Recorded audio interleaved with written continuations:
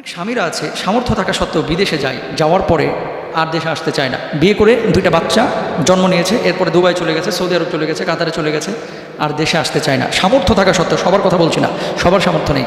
এমতো অবস্থায় কোনো স্বামী যদি ইচ্ছাকৃতভাবে স্ত্রীর হক নষ্ট করে, তাহলে আল্লাহর আদালতে তারা দাঁড়াইতে হবে। তবে সামর্থ্য যদি না থাকে, স্ত্রীর সঙ্গে যদি বোঝাপড়া হয় যে আমি তো তোমাদের সুখের জন্যই বিদেশে গেলাম, আমি 5 বছর পরে আসবো, স্ত্রী যদি মেনে নেয়, কোনো সমস্যা নেই।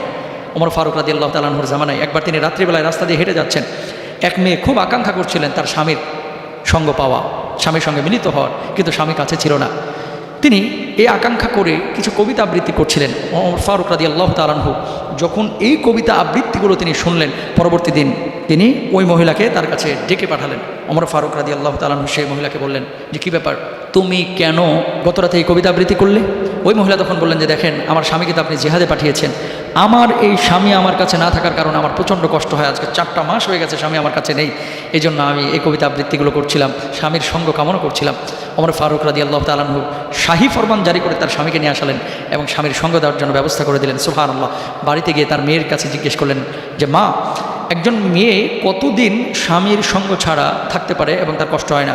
মেয়ে জবাব দিলেন, আব্বু 4 মাস। ওমর ফারুক রাদিয়াল্লাহু তাআলা আনহু তখন থেকে বললেন যে 4 মাসের অধিক কেউ যেন বাইরে না থাকে। সুতরাং চেষ্টা করবেন 4 মাসের মধ্যেই স্ত্রীর সঙ্গ দেওয়া। যদি সম্ভব না হয় স্ত্রীকে বুঝান। স্ত্রী যদি পাপাচার মুক্ত থাকে তাহলে কোনো সমস্যা নেই, কিন্তু পাপে নিমজ্জিত হয়ে যাওয়ার আশঙ্কা থাকলে অবশ্যই স্বামীকে স্ত্রীর সঙ্গ দিতে হবে। আল্লাহ তাআলা বোঝার তৌফিক দান করুন। আমিন। আসসালামু আলাইকুম ওয়া রাহমাতুল্লাহি ওয়া বারাকাতুহু।